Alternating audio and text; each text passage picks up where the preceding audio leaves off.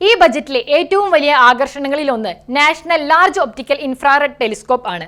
ദൃശ്യപ്രകാശവും വിദൂര ബഹിരാകാശത്തു നിന്നുള്ള താപ സിഗ്നലുകളായ ഇൻഫ്രാറെഡ് രശ്മികളും ഒരുപോലെ കാണാൻ കഴിയുന്ന ഒരു കൂറ്റൻ കണ്ണായി ഇതിനെ കരുതാം.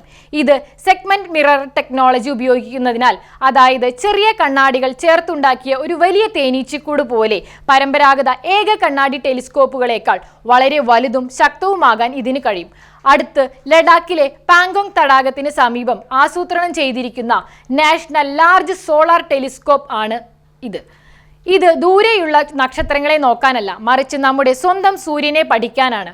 ഭൂമിയിലെ GPS പവർ ഗ്രിഡുകളെ എന്നിവയെ തകരാറിലാക്കാൻ ശേഷിയുള്ള സോളാർ ഫ്ലെയറുകൾ പോലെയുള്ള ബഹിരാകാശ കാലാവസ്ഥ പഠിക്കാൻ ഇത് സഹായിക്കും. നമ്മൾ ഒരു പ്രധാന വേവ്ലെങ്ത് ഗ്യാപ്പ് കൂടി നികത്തുകയാണ്. പ്രപഞ്ചം വ്യത്യസ്ത ഫ്രീക്വൻസികളിലൂടെയാണ് ആശയവിനിമയം നടത്തുന്നത്.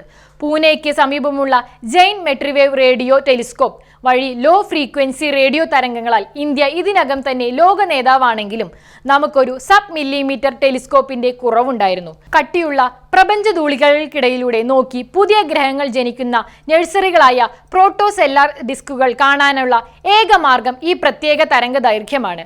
വിഷൻ 2035 റോഡ് മാപ്പിന് കീഴിലുള്ള ഈ മെഗാ സയൻസ് പ്രൊജക്റ്റുകളിൽ നിക്ഷേപിക്കുന്നതിലൂടെ ഇന്ത്യ നക്ഷത്രങ്ങളെ നിരീക്ഷിക്കുക മാത്രമല്ല, പ്രപഞ്ചത്തിന്റെ ഘടന തന്നെ മനസ്സിലാക്കാനുള്ള ഉപകരണങ്ങൾ നിർമ്മിക്കുകയാണ് ചെയ്യുന്നത്.